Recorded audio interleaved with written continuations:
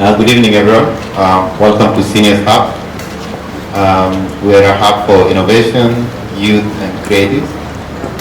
This is an evening week. It's a recurring event. I feel like most of the people have been here before, but like for the benefit of those who are here for the first time, this is an evening week. It's a discussion that tries to focus on key milestones on development in this country, and also engage with the youth on a very important sectorial issues. We have been graced by several notable leaders on this platform, including the head of the World Bank, the University of Juba, and John Frog. So it's a very it's a very wide spectrum. But today I'm delighted to be joined by Themba Bhebhe, uh, the country manager for the African Development Bank in South Sudan. We will discuss youth and economic empowerment in this country, but also we'll delve into different issues as the discussion takes us. Themba, welcome to Seniors Hub. Thank you so much. Yeah. Happy to be here. Okay, thanks. We have actually been just chatting a little bit. So as I informed you earlier on, we have a very young and vibrant audience here. A lot of them are doing things in various sectors, and they will be very much delighted to hear from you. My little knowledge, I know that you're Zimbabwean and you head the African Development Bank. But let me just ask you a little bit to tell me about yourself, who you are, and probably how did you get here. The challenge that I have, especially speaking in this forum, I come from Zimbabwe, like you said, in the southern part of the country, whose climate is almost similar to around Juba here. And it's well known for cattle rearing, like in Capoeira there. So the danger of us cattle herders is that I can speak until cows come home. But thank you so much for inviting me. I got to know about this through here, and thank you so much for your persistence, because having this opportunity this time of the way the year, it's a little bit tight. Like for instance, the whole of this morning I was hosting commercial banks, the 33 of them. If you didn't know that, your country is highly banked, and we're trying to do some structures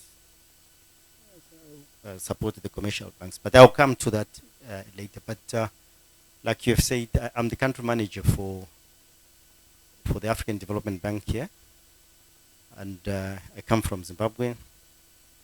Probably I've been in the bank for some time, having worked in various portfolios. I've also represented about Southern African countries in the bank, and this is almost my 20th years in the bank. So you can see that I've seen it all. Yeah, but I studied. In fact, I started a little bit young, when about 33 or something. We have a program where we have young professionals, people who have just finished university, masters, and little experience, whom we train for 3 years, and then they decide whether to join the bank or leave or something. But that's not the program that I went through, but I'm just talking because of the audience here. So that is me. And then you want to know what is the ADB? Yeah, I know. I mean, so you tell me a little bit about it. You just told me you're 33 and you joined the bank. Tell me a little bit what happened before you're 33. Like you grew up in Zimbabwe and your studies. A little bit on that. I didn't know that you wanted me to go that far. That's why I said I could speak about myself. Yeah. Until this, Oh, yeah. probably just for inspiring. I studied my first degree in Zimbabwe from the University of Zimbabwe.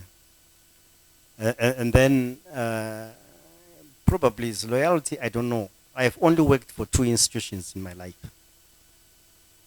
Soon after leaving university, I joined the Ministry of Finance in capital budgeting, where I worked for 10 years as a public investment officer.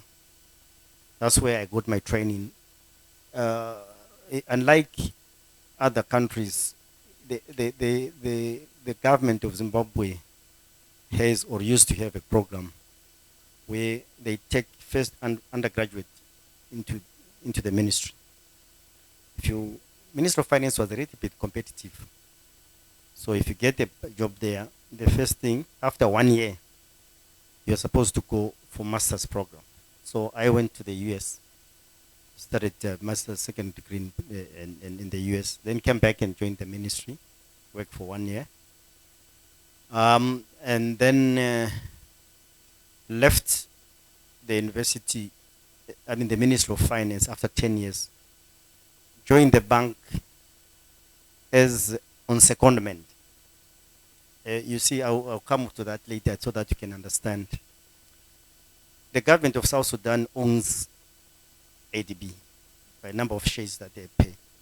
So on a rotational basis, you second staff either an advisor to the executive director, whom I'm going to talk about later, or you join as staff. So I joined there as an advisor to the executive director, representing 5 countries. Probably those what they Googled, they saw the countries that I represented: Mozambique, Zimbabwe, Angola, Botswana, can't remember and Namibia. So that's how I joined the bank. Then I worked in the ED's office for 2.5 years. But probably I was most this age energetic. But you know, the ADB is like a big bureaucracy, so you can work in a number of departments. So I moved around. I even went to work in Zambia for 4 years. I stayed in North Africa and Tunisia for another 7 years. And all of this I was working in different departments, probably some promotion here and there. And then I was in Ivory Coast for 7 years just before I came here. That's when I was appointed to be country manager here. But my professional background, I'm an economist by training. So most of the people who join operations are economists. So that is how I found myself here. You're very consistent. Some young people, here or these days, they probably change like 3 or 5 jobs in 6 months. But I can see in your career there's a lot of consistency and experience. Just tell me a little bit about moving throughout these African countries and being deployed in different places. What are kind of the experiences or the things that caught your attention traversing this continent? This is what I was talking to you informally. Most African countries, my experience, is that we face similar challenges. Don't think that high unemployment, especially among the youth, is typically here. I've been in Ivory Coast for 7 years. Still the same challenges: high informal sector, limited opportunities for the youth, and so forth. In North Africa, Tunisia is a middle-income country, right? Very highly skilled, good infrastructure. But all those African migrants that you read about having challenges along the Mediterranean, trying to cross Europe, they are Tunisians also that are involved. So it's very complex. One could say probably it's a structural problem in the sense that our economies are not able to absorb as much young people as probably that you are delivering on the market annually and so forth. So experiences that it's just a scale of the problems that differ from country to country, but we all face similar challenges, especially high employment along the youth. And I think probably talking about these similar challenges, that's probably a good segue to talk about the ADB, the African Development Bank. Um, I think earlier on when we started, it seems very apparent that we have a lot of misconception about what the bank does. I think probably we'll focus on the bank aspect, not the not the African and not the other bit. Maybe you can just tell me a little bit about what is the African Development Bank and what does it do? Uh, This is what I'm employed for. Now, the African Development Bank was established in 1964. So, its governance structure is that it 60% of the shareholding are from the African government. The government buy shares and own. 40% are the traditional partners or donors, as you might call them here. Most of the Western Europe, North American countries. So every time that I get an opportunity to discuss about ADB, I clarify to one thing. ADB is not a donor in this country. ADB is owned by the government of South Sudan by virtue of its ownership of the shares. And the Minister of Finance sits in our top highest governing body, which is the Board of Governors. The Board of Governors are ministers of finance that represent the shareholders. They meet annually every year in May, June, so forth, where the Minister of Finance goes. Probably people are more aware about the IMF World Bank annual meetings around September, thereabout. We have also similar arrangement.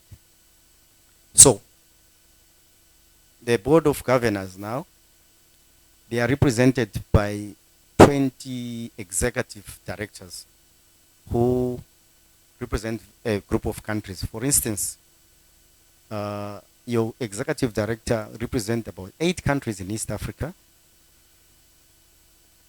He represents South Sudan in the board of directors, which is resident, unlike the board of governors, which are ministers of finance. So they delegate most of the running of the bank to the executive directors.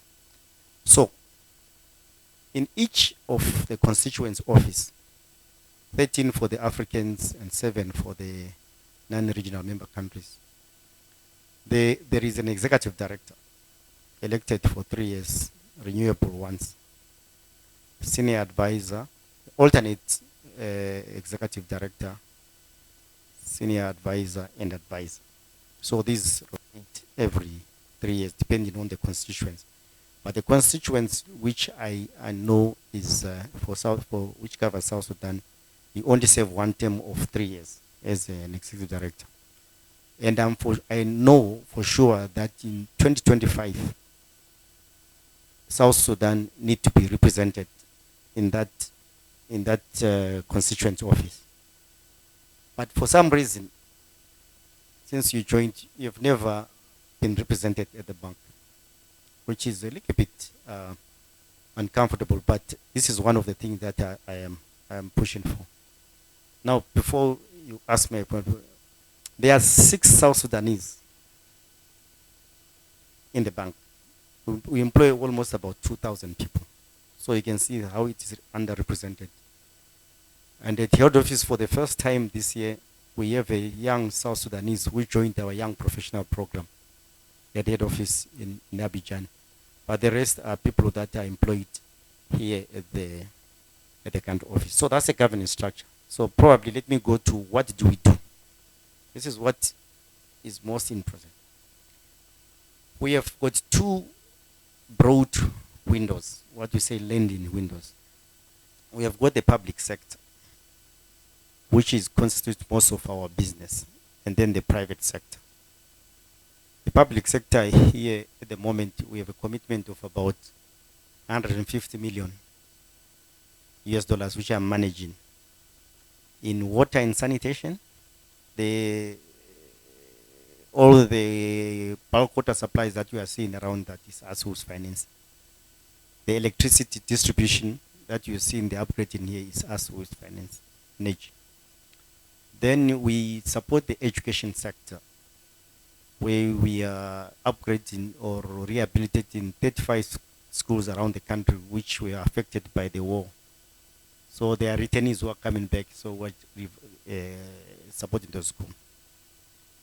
And then we are also partnering with the Ministry of Labor. I think this is where your interest, I will spend most of the time talking about youth training.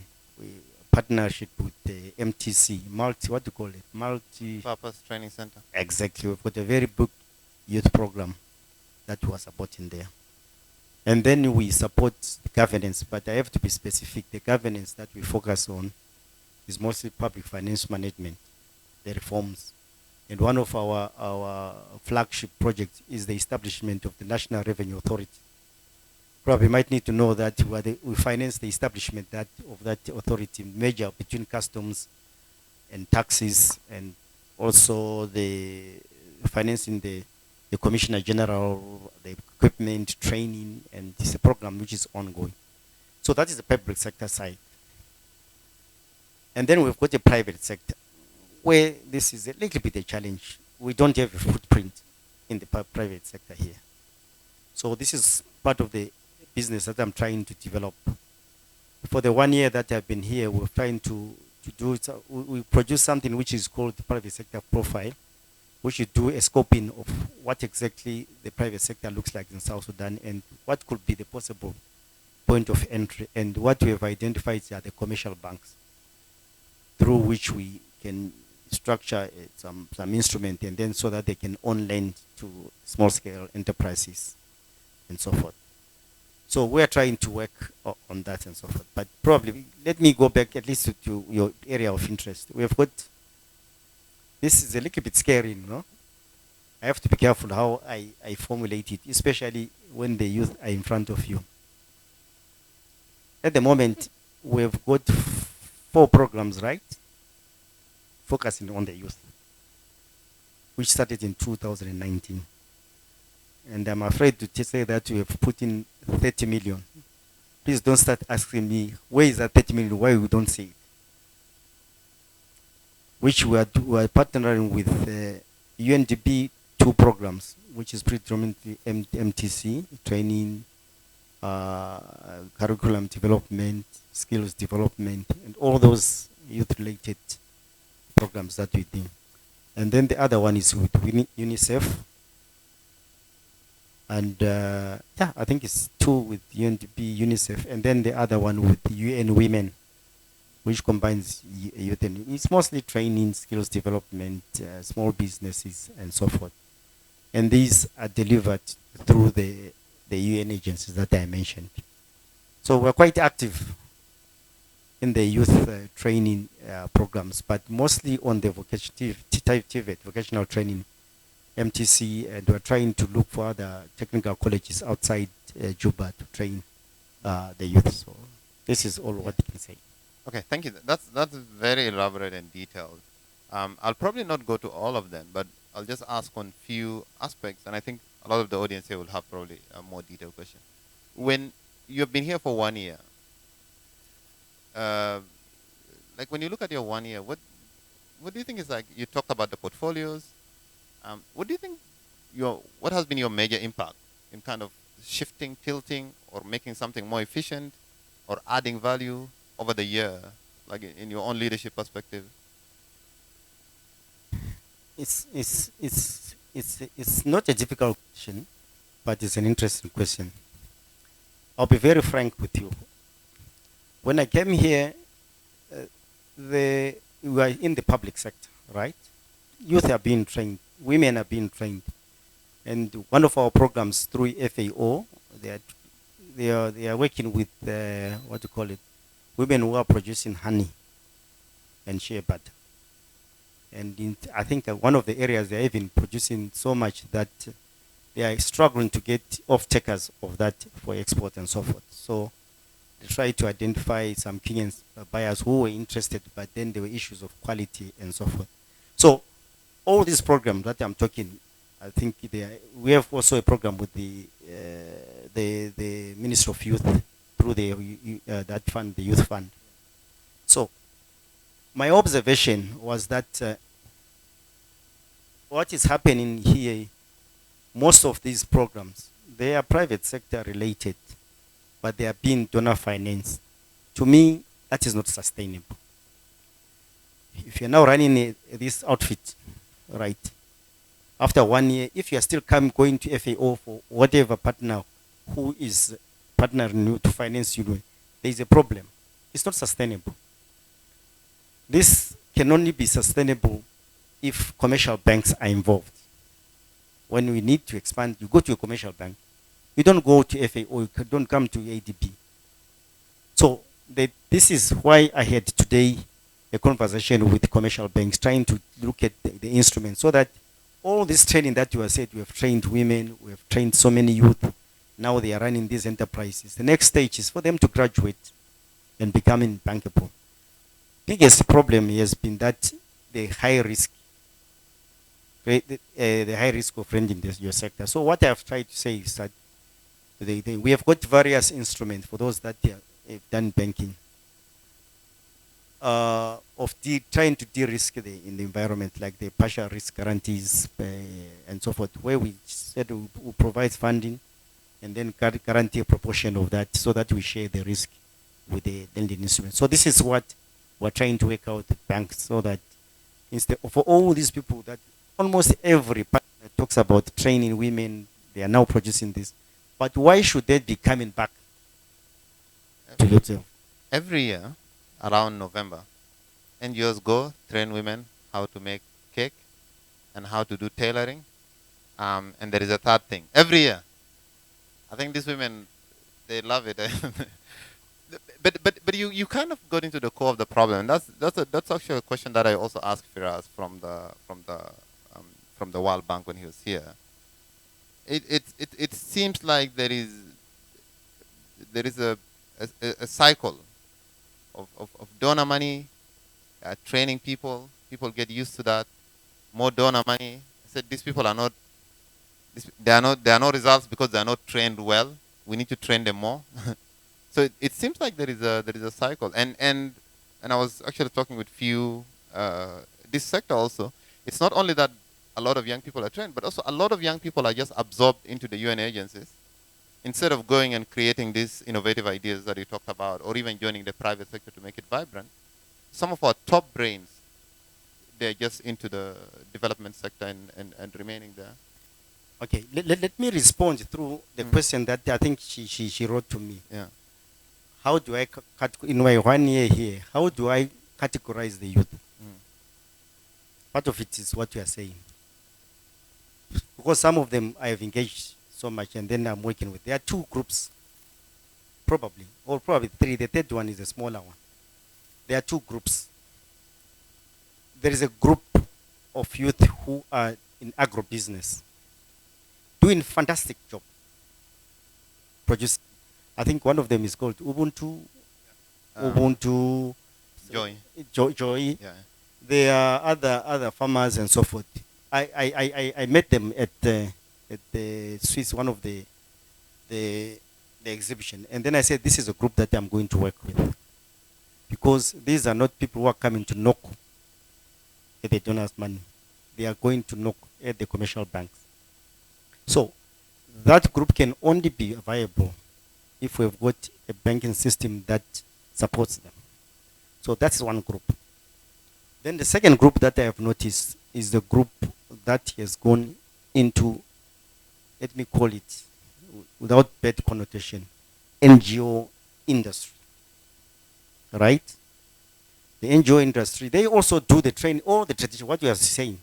Train these women, do this, come and so forth. Okay, the gender of that group is not sustainable. Because now that money is drying up. So if it dries up, what happens? Then there's a third group of youth that are seeking international opportunities to go and work, which is fine. So what we do, we also make available probably one of these times, I'll do an exhibition here of the opportunities within the ADB. And part of my mandate here is to encourage South Sudanese to work for the African development.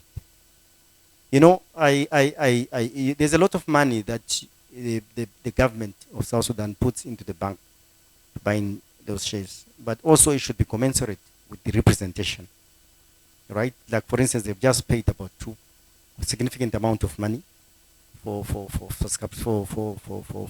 purchases for inscription, and all this should be supported by a number of presence of South Sudanese, especially young people, into the bank. So you're right, but don't forget that there is this other group which I'm trying to learn. In fact, I invited Ubuntu when I was talking to the commercial banks this morning, and I said there is a perception that there is no demand for financial product.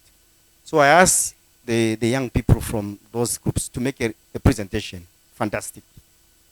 Nobody is looking for any grant. These people are running commercial activities. In fact, somebody gave me that guy took us, told us some statistics. He says, is it they are producing certain amount of chicken now? Because I didn't know that most of the chicken come from Brazil. I didn't know that. 500,000, right? And then they are producing almost half of that, 250,000. But they have the potential to scale up to 500. The local demand is 200,000, something like that.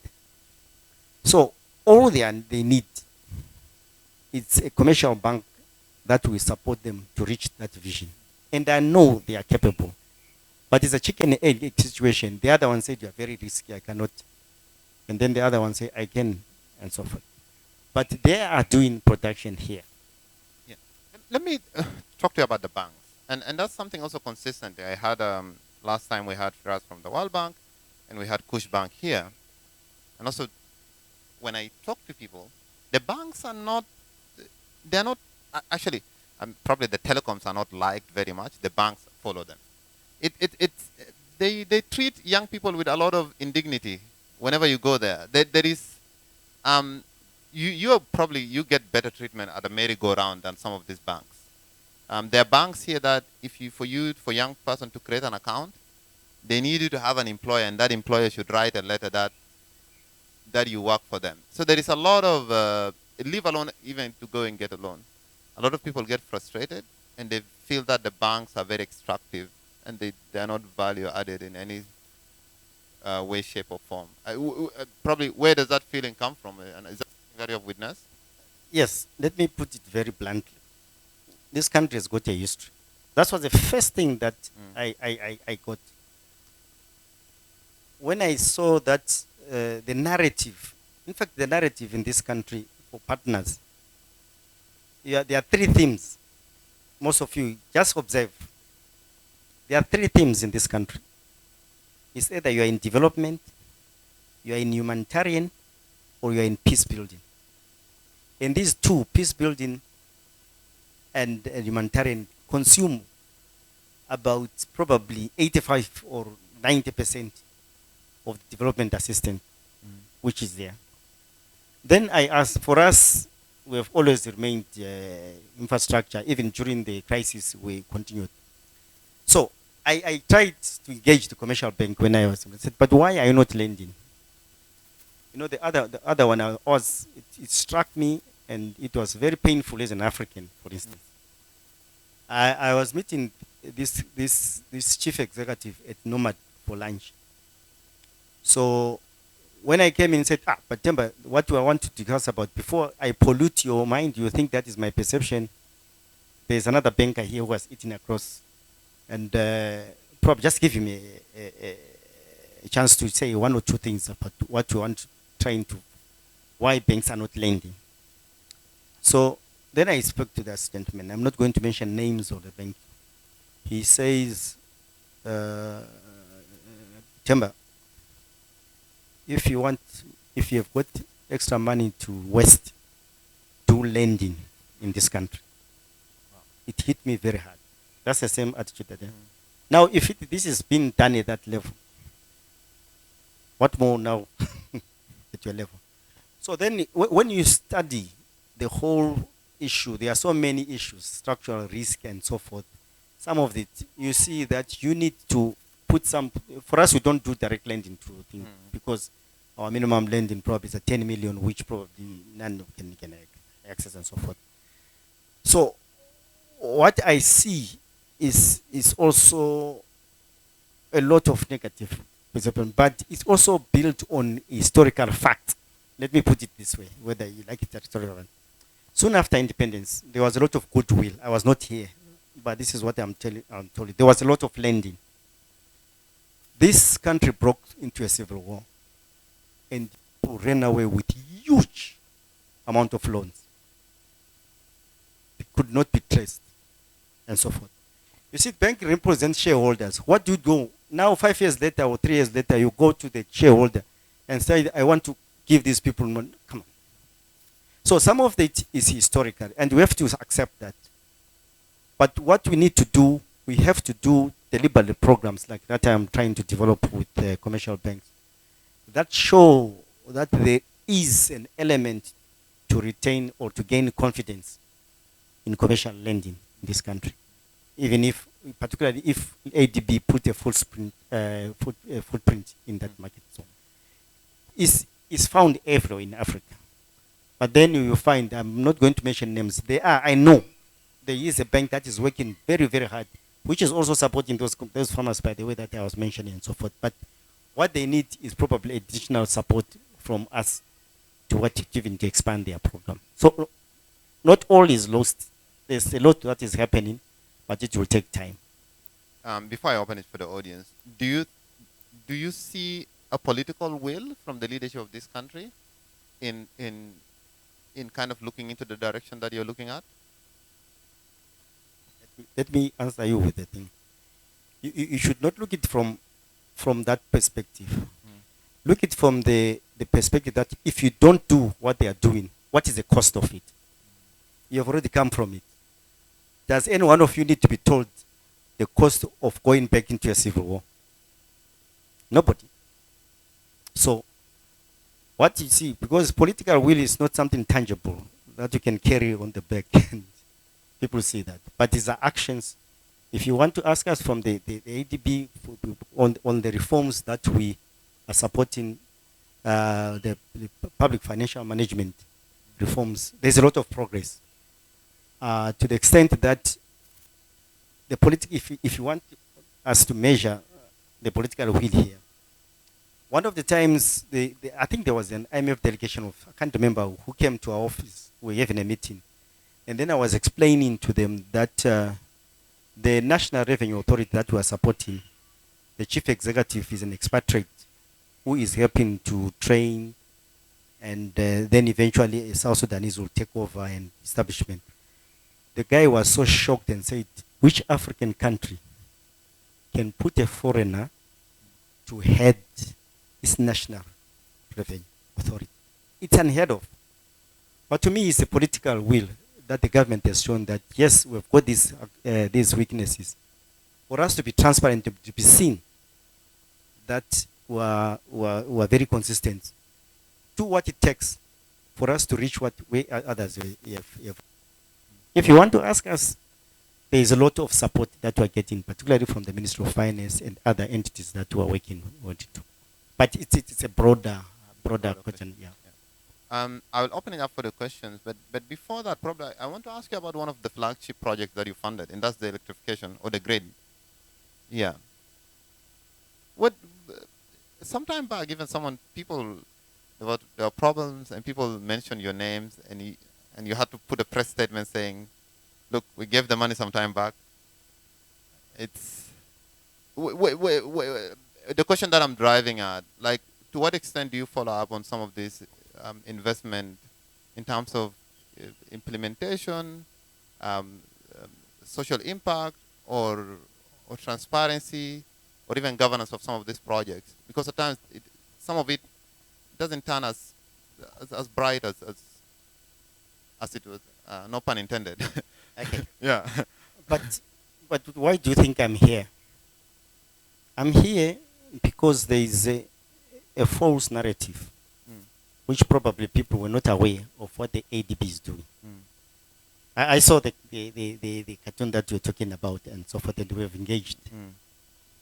But I think what is there are two ways of looking at it. It's also that probably we have not been reaching out to say, but if you see the reports about what the bank is achieving, I was in Capoeira about four weeks ago. It's marvelous. These ladies are now self-sufficient in production. They are doing farming and so forth. They are producing a lot, they are taking things to the market, they are having surplus and so forth. There are so many of these. But you see, such issues don't come in the public domain unless you talk about them. Vice versa. There is also a lot of things that the government of the Republic of South Sudan are doing in terms of reforms. But because these are not communicated aggressively and so forth, people still think that there's nothing that is happening in South Sudan. In fact, it was very interesting.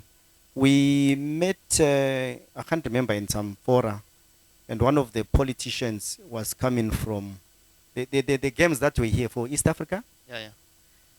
He says the delegation was being told that the delegation from, I think it's, okay, I met the central bank governor. He said he met the delegation from Tanzania and other countries, okay, that I don't know.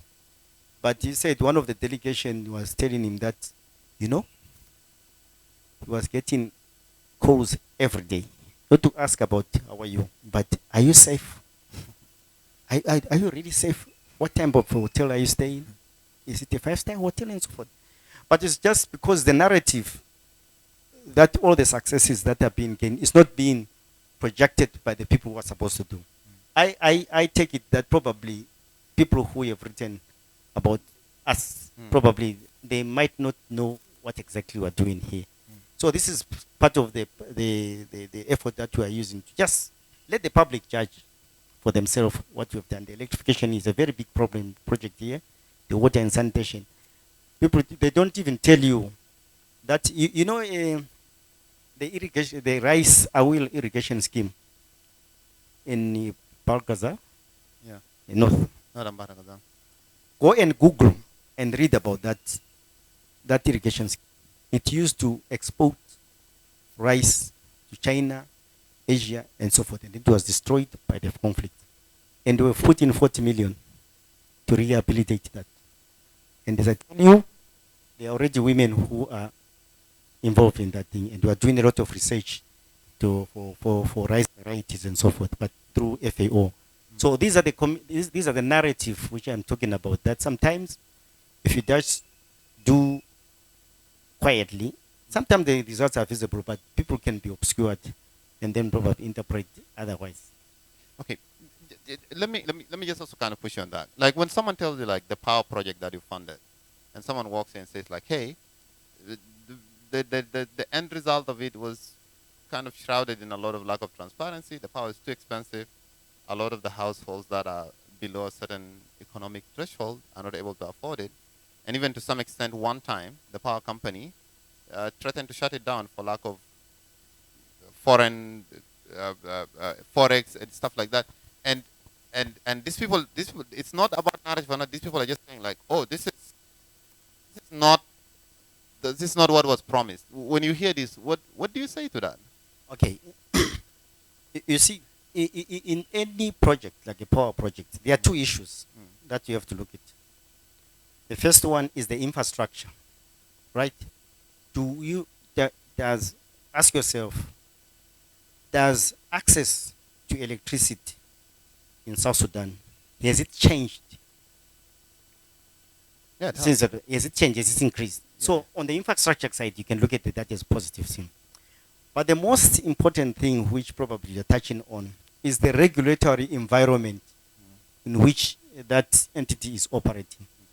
Probably there are some challenges in terms of regulation to the extent that the pricing structure does not reflect the cost of providing that service. Yeah. This is an engagement which we have with authorities. Because at the moment, I think that power company is almost a monopoly. Yeah. So because of that, you need then very, very strong regulatory mechanism, which, which, which does not make the public sector control, but which I make a difference in economics. You make a difference between control and regulation. Regulation, you specify that for you to provide this service, these are the parameters in which you what you do your pricing. And according to the analysis, this covers such activities and so forth. Control is you shall charge 30 cents per kilowatt hour, which is, I know the tariff here is one of the highest in Africa. Sorry. But what you need to do about this is not only, okay, the regulatory environment, but also to bring in more producers, independent power producers, so that there are so many companies that provide the service.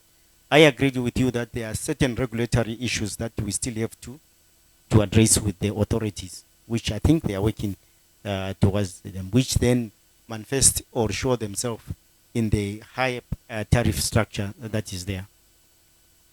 So you're saying like the end result is not the best wish of the bank at the end? Well, probably we might not have anticipated that exactly. So what should have been happening is that in as much as you are investing on the infrastructure side, you're also addressing two issues, the policy side and also the regulatory environment.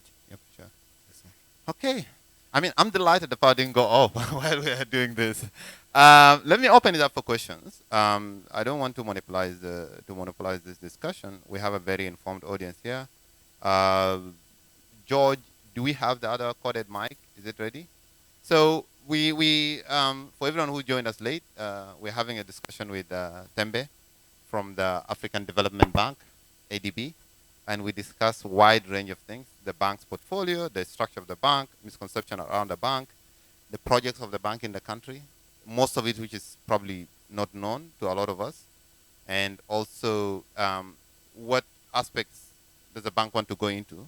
There were issues highlighted about underrepresentation of South Sudan in the bank's structures within the country.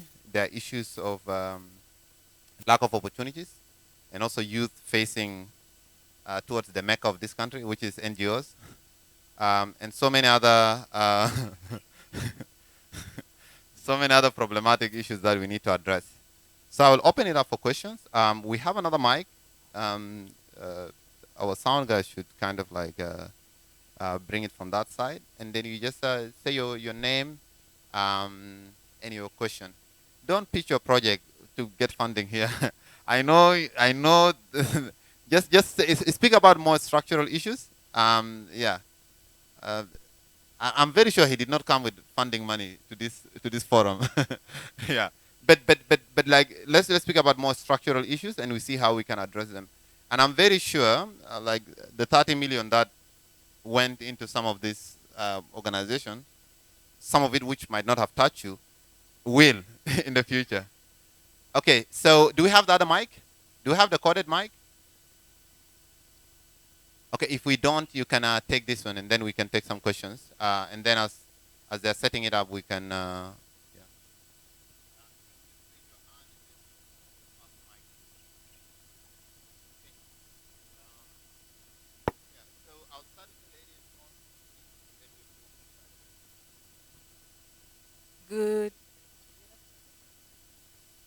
Good evening, everyone. My name is Irene Jackson. So I'm a software engineer. So basically, my question goes in the area of, okay, let's first start from the fact that South Sudan, okay, there's an understanding that South Sudan is a newborn country, and then we just got the independence, in 2011, I believe, right? And it's going to take us a little bit of a long time, to ensure that there's going to be like fiscal policies to be put in place in order to ensure that economic stability is there for everyone, especially the youth, and then job opportunities can be provided to everyone. We do have that understanding that it's going to take us a little bit of time, especially as the youth. But now, we cannot wait for another 15 to 10 years, until that time comes, and then we look at the government and everything is just okay, and we all have that equal opportunities. Fortunately, we find that we as youth, the population, 70%, we find that we are in a place whereby we need to embark into entrepreneurship. Yeah, whereby most of the time we find that we don't get the needed support, even though it's entrepreneurship, it's business. You have that initiative of financing yourself and everything. But sometimes we really do need support. Yeah. So looking at that area, like how are you planning to support youth?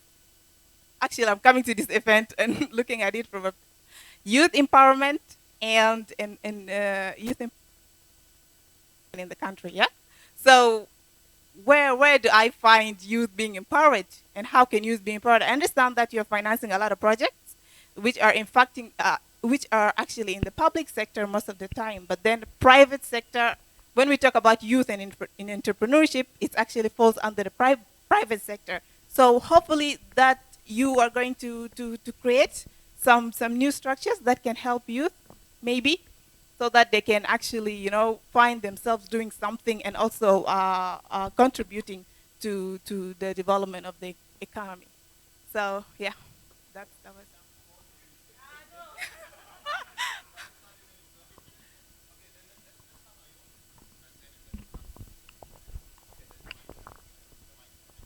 Thank you. Good evening. My name is Ayom. Um, uh, First of all, just want to correct a misconception, Nelson. Telecommunication companies are not the most disliked; they're just the most misunderstood. Yeah. Yes. So my question is to Themba is like going to be like two-part. Firstly, like, is there a way for you guys to create proper incentives in your projects you do that will incentivize the government to reform and institutionalize? For example, I know you're supporting NRA, right? But I don't remember the last time when NRA published how much they are collecting and how much are they disseminating it, these kind of things, so that it can institutionalize good practice, transparency, these kind of things. Because I feel if you guys, from the get-go, if you say, okay, guys, we have a grant, there's that pot of money there, but we want you to go like this, and you will get it. And these are some of the practices and some of the ways in which we want you guys to behave and to do it right and to be transparent like this. I think they will have a good enough incentive to sort of institutionalize and become more transparent, so that at the end of the day we can gain. Because still I feel, you talked about the Ministry of Finance doing reforms and all that, but personally I believe reforms are about political will. It's not about the technocrat who is heading the ministry. It's about the overall political will that the leadership wants to go. And if that guy who will come in, he may do something good, but it could be reversed within a matter of months. Do you think that political will is not there? My view? I think we are not there yet. Then secondly, I think you have heard of the Hustler Fund in Kenya.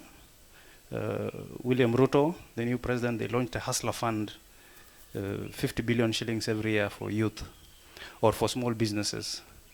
It's something I'm watching keenly. The loans are mobile only. There is no paperwork and all that thing. So I'm thinking of, since you've talked about there's an issue of credit and lending and all that, the banks are not interested really. It's true. The banks are not interested to lend in South Sudan. In fact, some few years back, there's a bank manager who came to us in the office. He said, I'm only interested in corporates. I'm not interested in that guy who has a boda boda in Konyo Konyo. The guy just said it to me, to my face, and I was shocked. So do you see where you guys can come in with some kind of like affordable credit partner, like through banks? I see Kush Bank, the CEO is making the right noise, kind of, he's talking a lot, he's almost seducing me. I'm almost falling for him. So, he's making the right noise. So do you think you guys could like partner with such kind of institutions and say, okay, we can do like maybe 7%, and then you put your processing fees like another 2, then we can give like 9% per annum loans to this kind of entrepreneur or something like that. Is this something which you think could be in the pipe within wait. some time to come. Ayom, I'm Thank you. trying to woo Kushbang to support seniors, and you're here slandering them. Wait. Okay, let's. There's a question here. Let me report Yeah. before I forget. She was asking about support for the youth. She's saying Yes. they can't wait. Okay, let me be very specific. Yes, what we have done, in fact, we have got a fund called Enable Youth in the bank, which tries to support youth programs and so forth. So probably at country level here, what have we done? Because support has been focusing strongly in the public sector. We're trying to structure our public sector program so that in each of the public sector program that we are supporting, there should be a component focusing on the youth and women. That's number one. Number two, there is a fund that, what do you call it, the fund that was established under The youth development, the youth, Yes. youth enterprise fund. we through the Ministry of Youth, the part of the monies that I was talking about, the 30 million that we have committed, is also to work with that fund, which would then only or support the youth. So in this way, and also that's the second dimension. The third dimension is what to play a catalytic role, all right? Catalytic role, which I can say now was with the commercial bank this morning. We have a small scale enterprise program where we select a bank. When you have selected the bank, certain criteria that we use, we then put money into that bank for them, what they call, they say what, two-tier, what the lower end banks. Then they work with the SMCs and the youth programs and so forth. But then we don't only support that program only, but we also provide grants, technical assistance to that financial institution to enable. But don't forget that some of these institutions might not have the skill, even the infrastructure, because this requires a specific infrastructure targeted for that. So we're trying to identify those banks that will work both on the supply side, right? Capacity building and training and so forth, and also on the demand side so that the youth can access this by giving up the seconds. So yes, these are the efforts which we're doing now to focus on the youth. I know we have got, I mean, if I talk about training at MTC, we come back to that vicious cycle. Yeah, and it's okay. So the other thing, I think we have supported at MTC something similar to this. I don't know whether you have heard about it. Yeah, it's just nearby here. Yes, where youth are coming to, it's a Training center. Training center, but innovation. also access to the internet for accessing jobs, and most of the IT related activities is being done by the MTC. the MTC and UNDP. Now coming to your question, I think part of it is related to what I have said about some of the structures that we are doing.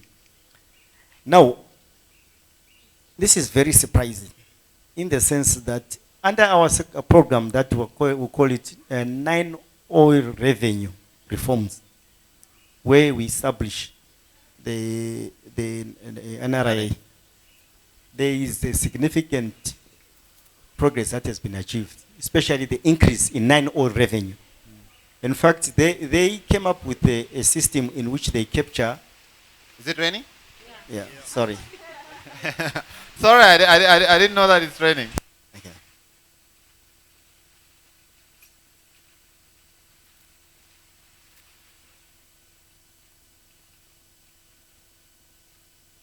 Okay, good. You can hear us. You can hear me? Yeah. Right. So I was discussing with the National Revenue Authority the other day. They were making a presentation to one of the committees that we sit on, which involves the public sector, the NGOs, and so forth. Even show, because before that, those reforms, we are told that the calls that you are making, the revenue that the telephone companies are making was not taxed. But because of those reforms and the equipment, they can now determine the number of calls that have been received and the amount of revenue that is due to the state. And it increased the revenue from the It has telecom. increased significantly. But like I'll keep on hammering this tonight. There are a lot of positive things which are not being communicated to the public. That's why I agree with him that Okay. they don't see it. But I can confirm that we are seeing very, very positive reforms in what we are supporting. Yeah. Thank you. Okay, thanks. So, okay, it's raining. We'll take 2 or 3 more questions and then we can close it. Oiti there. There is a mic just behind you. There is a corded mic there.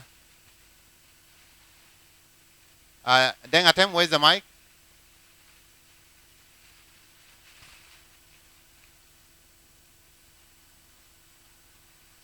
Okay, super. You can, and then I'll ask the guy for the sound to just increase the sound a little bit.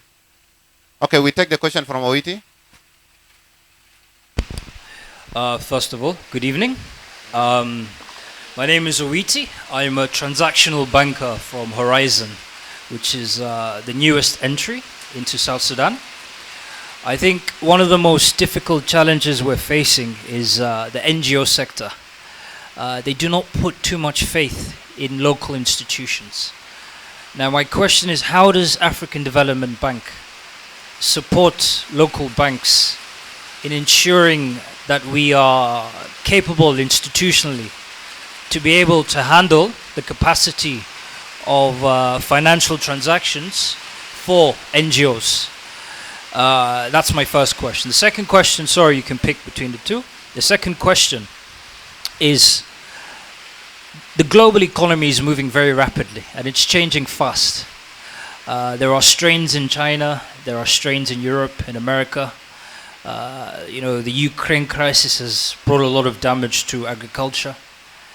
Realistically, where do you see your fund in the next 5 years supporting local economies? Okay. And is there a correlation between the dynamics of the global market and the indigenous growth for African Development Bank?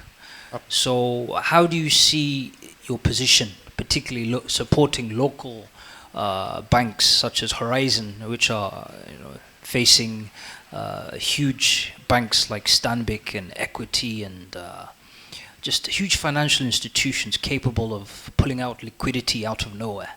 Okay. So those are my two questions, and I hope it was quite clear given the rain and the sound of the rain. Yeah. I think it's quite clear. Yeah, your question is very clear. The first part of it, did you attend our function this morning? I think there was somebody from Horizon. Oh, I didn't attend. Sorry, might have been my senior managers. You see, the relationship with financial institutions is a very sensitive. It's not like relationship with government, because those people are holding shareholders' money. So the starting point that we have done here specifically is first of all to engage the commercial banks, all of them, 33 of them. Not selecting that today we are starting with it. And then marketing or presenting all the financial products that we have. And those financial products that have been designed to target market specifically like South Sudan. They have been used, this instrument like our SME program that I'm telling you, they've been used elsewhere, where we put some money, probably 3 million or 10 million, for the banks to own lend to those sectors that you're talking about. So, but like I would want to emphasize, you have to take note that not all banks have that capacity and the knowledge and the infrastructure to do that. So, in order to enable banks to reach out what the sector that we don't only provide the funds for own lending, but we also provide the TA, the technical assistance, to try to help those banks to train, to buy the relevant equipment and so forth, for them to be able to succeed in that market. That's one more amount. Number two, the global event, probably I should talk more about this.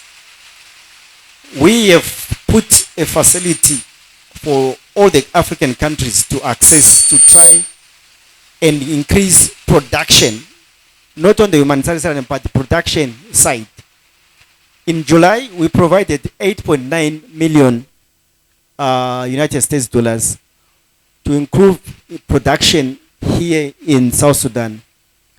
I don't have the statistics, but we have the WFP this morning, which have indicated that most of the stuff that they are buying for giving to deserved communities, a certain proportion, they have seen a significant increase in part of the grain that they are buying local.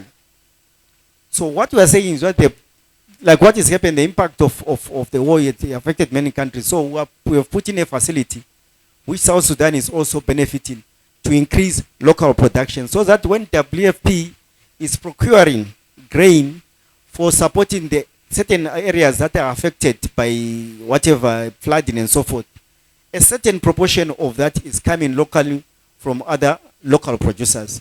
So yes, we are cognizant of that, and we are putting a facility, and South Sudan has received those resources, and we are working with FAO and the Ministry of Agriculture and Food Security to see that we target those farmers that will be able to utilize that facility. Thank you. Okay, thanks. Oh, then attempt. Someone Witty pass the mic to the last gentleman asked 2 questions, so he omitted one man. Okay, just pass the mic to Lopsali. Okay, let's allow the women to talk more. So we'll pass the mic to Animu, and then Yes. Atong, right? Yeah. Where's the mic? Atong or Animu, you need to raise your hand so that the mic comes to you. Yes, I have one question. I said Atong, then we'll come to you. Let's just give Animu, then we'll come to you. Because the mic already is me, just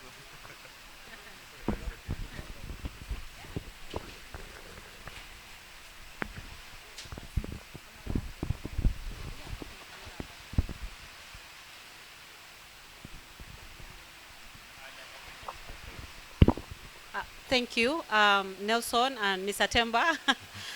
Thank you for sparing time to come and have this conversation with young people. I just wanted to follow up on something that you said about the bank playing a catalytic role, and also the sort of underrepresentation of South Sudanese, whether it is within the bank itself or bank initiatives. And I just wanted you to highlight something on the creative industry and Fashionomics Africa, which is an initiative of the bank to support the fashion industry on the continent, but sort of have their products on the platform, the Fashionomics platform. South Sudan is one of those countries that has sort of monopolized either the modeling industry, sort of like the creatives in that space. And I wonder what role the country office will have in supporting this particular unique sector, which has models, but also designers, fashion entrepreneurs, how they can benefit or how can they learn about this type of things. I think that's my question. And musicians. Yes, and musicians. Good evening, everyone. Thank you, Nelson, for having us, and thank you, Mr. Themba, for giving us time and being with us this evening. Mine is not a question, but more of commenting on all the negativity that has been going on the banks in South Sudan in general. So myself, I sit on a board of Kush Bank as their newest director, the youngest probably, the only woman only. So my background is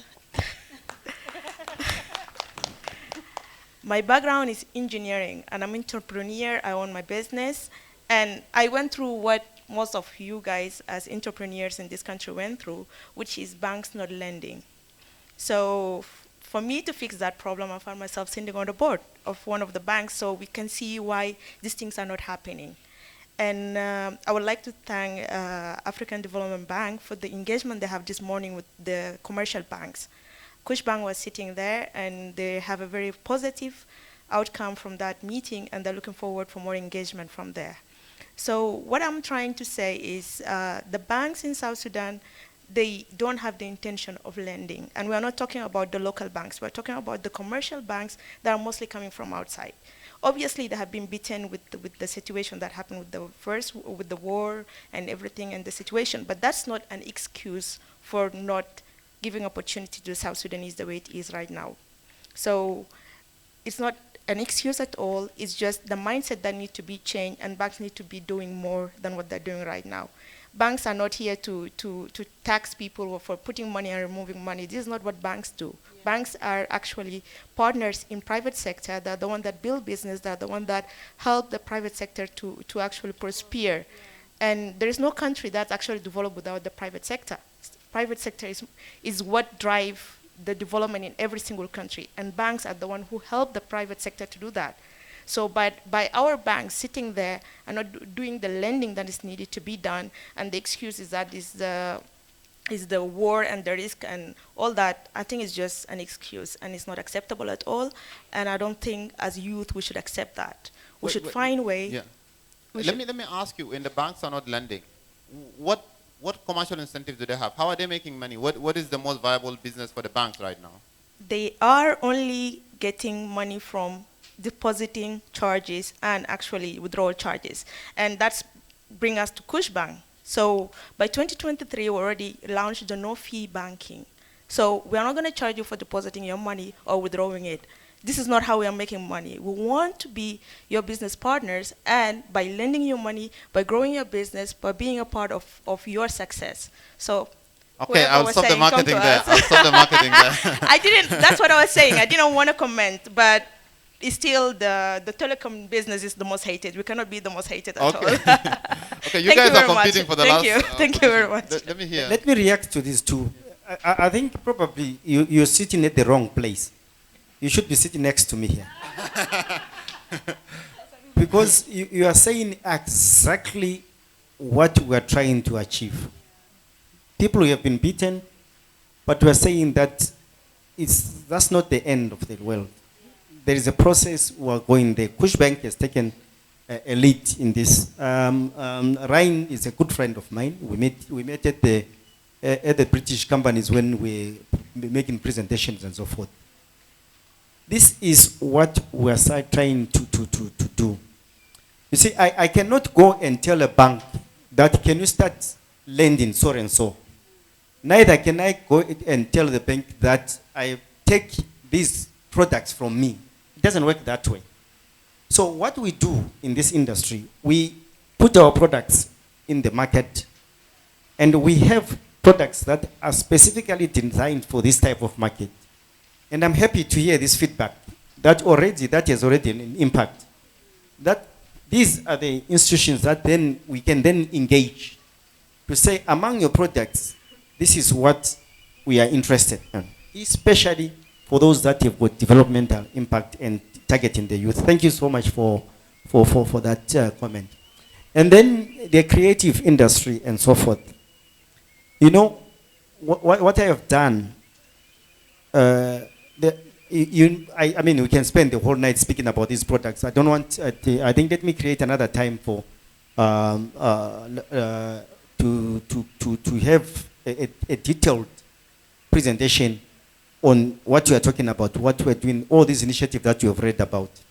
So what I have done, or what we have done when I came here, because of this vacuum in the private sector, I have not only just spoken to bank, I have employed, although on a consultant basis for a long time, Luwal. He is a very experienced individual who has worked for IFC to help me or to help us to engage and also put this specific product which we are talking about. They are our fashionomic program, the affirmative facility for women and so forth. So then what our next stage is, because for me, my engagement, the moment I engage in an institution, it should not be seen as an event like this. It should be seen as a process. If I can unlock further opportunities through this avenue, then that will be helpful for us. So what I will do, I mean, he's here, we're going to arrange another engagement now. I have seen, I think he's taking notes, the interests that probably are specific to this particular group, which we can then arrange something like similar, but now being arranged by me, not you. At least also paying for this service. This is something that seriously I can take, but also, you know, it's a two-way process. Sometimes if you can tell me that, Themba, can you arrange this thing? You guys are very creative. Are young people. Can you create an event of that you can do A, B, C, D with our community? Then we come and discuss. So that when I come here with a very, very specific tailor-made product for this audience. But thank you for raising this. I didn't want to spend a lot of time with it. Yeah. We can engage later on that program. Yeah. Thank you. Okay, so I'll take like one or two questions. But also Themba said he wants to spend few time interacting with you, one-on-one. So I will also don't want to waste that. So probably I'll take one question, and then there will be some drinks there, and Themba will be there, and then you can do one-on-one engagement for like 20 minutes or so, also to reduce that. Can I just have Lopsali, and then I'll come to you, the gentleman here, Lopsali, and then. Yes. Good evening. I'm going to talk about the elephant in the room. You said a lot of youth joining the NGOs instead of the private sector's entrepreneurship, and the data from the FDB is reflecting the same reality. 30 million going to 4 NGOs, UNDP, UN Women, and other. And the Ministry of Youth. Yes, and the Ministry of Youth. So when funding goes into NGOs, they probably have different policies. They will direct the fund to programs that fit their policies, but not fit entrepreneurs or young people in South Sudan. So you find entrepreneurs struggling how they can get fund, unless they have to register the NGOs, build a program that fit an NGO's policies to get funding. So my question is the FDB have future plan to move from engaging the NGOs into engaging the private sectors? Entrepreneurship is exact. How they can get access to those funds. Maybe get intermediate as banking, national banks, and let them know that we have funding on these banks regarding these categories, maybe energy, agriculture, that whoever have interest, they can access it. Without this information, most of the entrepreneurs are just moving in a circle. Unless the registered NGOs build a program that fit the NGOs and get the funding. Yeah. He's saying you need to put your money where your mouth is. Let me respond to this immediately. This is a very interesting. I want to correct a misconception. We are not working through NGOs. We are in the public sector, right? All the programs that we finance in the public sector are requested by the government, right? The government requests that finance the youth program under the Ministry of Youth, or a training or skills development program under the Ministry of Labor. Then we have to structure and design that program together with the government. So the challenge, or probably something that we are working on, which you have just hinted on. You see, there are two mechanisms in which we can support development projects. It's either direct lending to government or direct provision of grants to government, and then it works with various entities that it identifies. Or have what we call third-party implementation arrangements.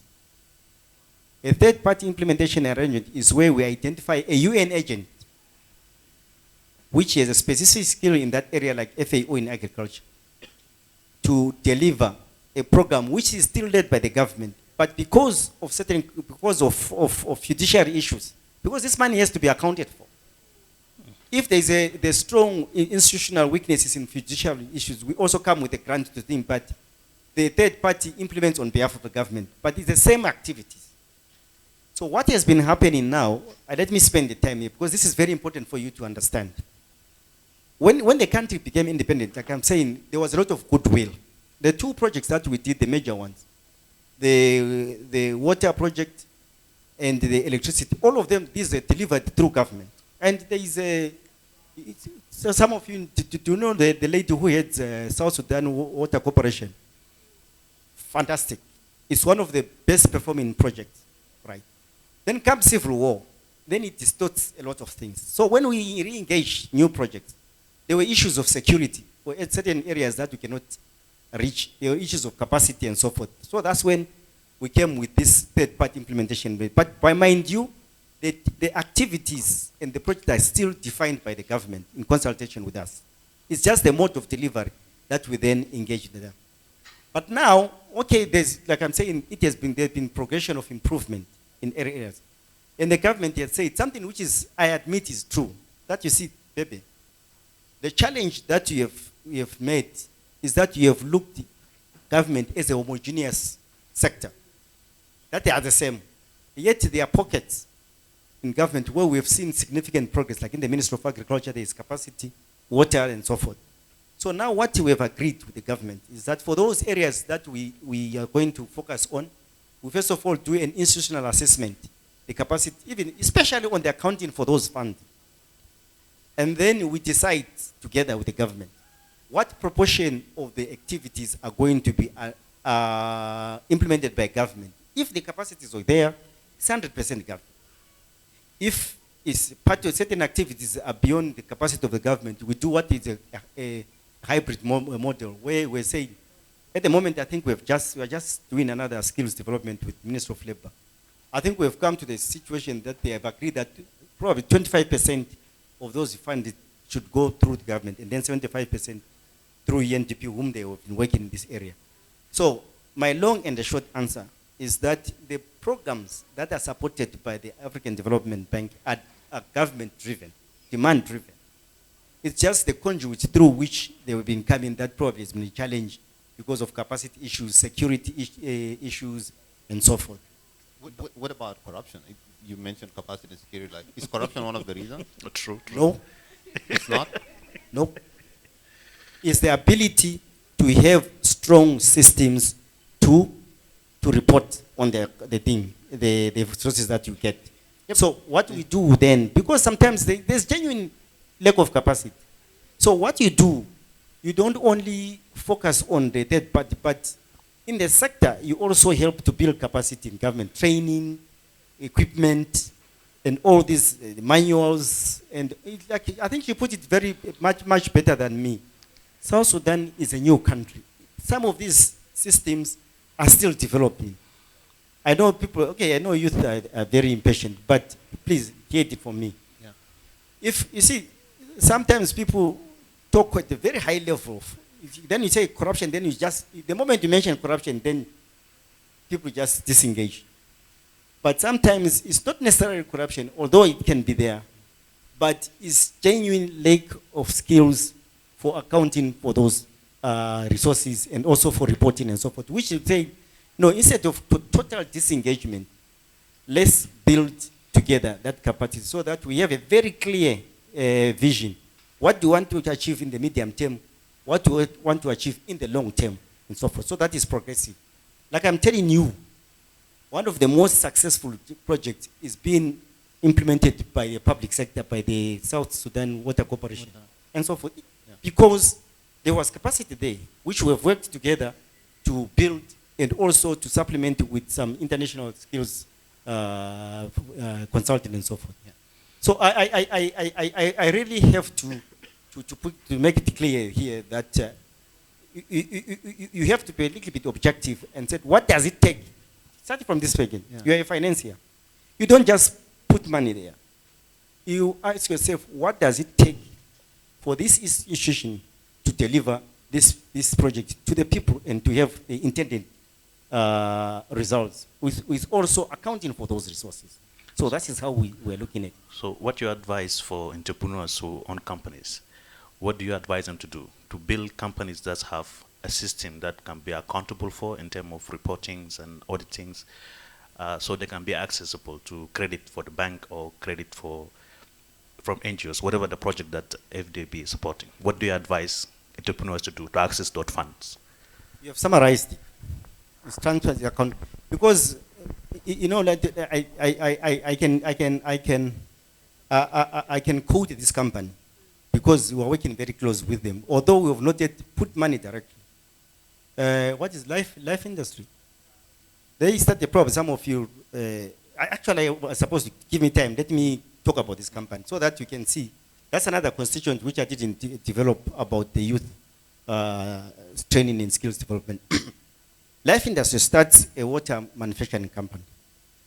Then after that, they expand, they include beer, various beers and so forth, and becomes things. So they come to us for support. And the chief executive is also the chairperson of the Manufacturers Association. So I went there. It's one of the most humbling enterprises that I've ever visited. Why? These guys focus on the youth. If you see their employees, they are very young people, much younger than probably the community that I'm looking at. And then they took me through the productions, from the production to marketing and so forth. And every department, I was seeing young people.